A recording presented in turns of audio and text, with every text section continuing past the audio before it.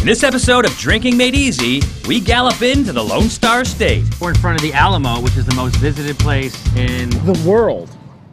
We ride the bull, float down the river, and remember the Alamo. It's Drinking Made Easy, San Antonio. I'm Zane Lamprey, and my job is to drink. I'm traveling around with my mascot, Steve McKenna, and my buddy, Pleplius, as we explore the local drinking cultures, customs, and cocktails. Along the way, we'll soak in the local flavor in an effort to make drinking easy.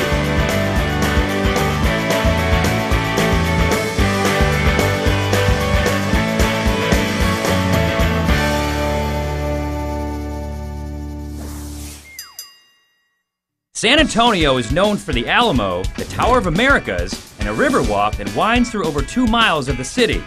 But for our first stop, we head to a creek.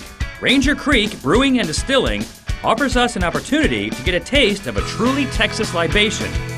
We sit down with Mark McDavid to discuss the relationship between beer and whiskey. You're a brewery. Brewstillery, we call it. I'll start making up words. Did you make that word up? Rob, our brewer, made it up, yeah. Good work, Rob! So this is a brewstillery. Yes. You guys brew and you distill. Exactly. So most people don't understand the relationship between beer and whiskey. They're related so closely that one used to be the other. Exactly, yeah. So you have to make beer first in order to make whiskey. It's Right. a different type of beer, not exactly as we know it. What's different about it? We don't use hops when we make distiller's beer. Okay. So that's the primary difference between the two. But you could.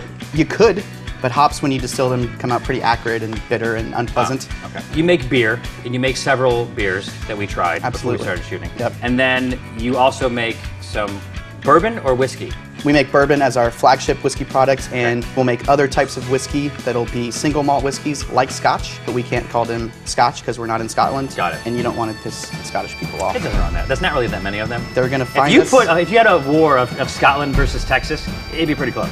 I don't think it'd be that close. Hey, you're I mean, right. we're Texas. You're right, you know? it would. All right, so this is the mesquite smoked porter. Correct. All of this talk is making me parched. We throw back a few pints of Ranger Creek's mesquite smoked porter. Steve tells me that he's actually been learning a lot, so I let him guess the alcohol percentage of this beer.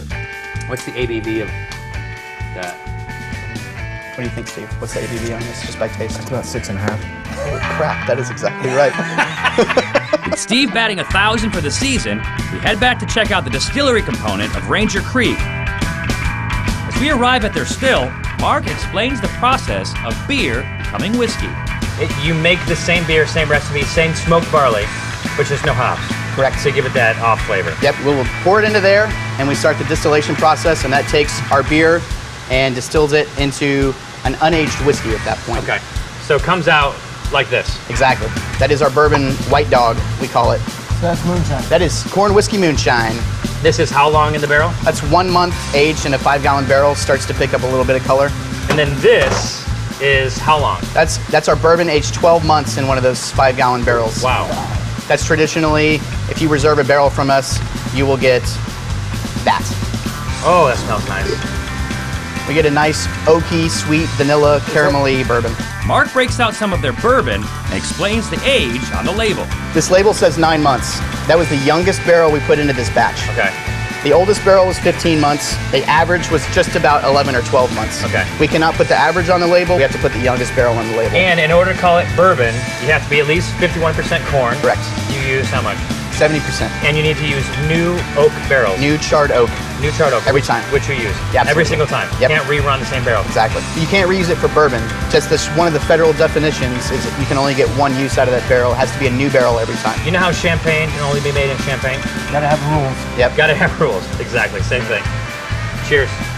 Cheers. Glass. And Steve appears to like it a lot. This is great. When do we start drinking? And with Steve getting cut off, it's time for us to move on.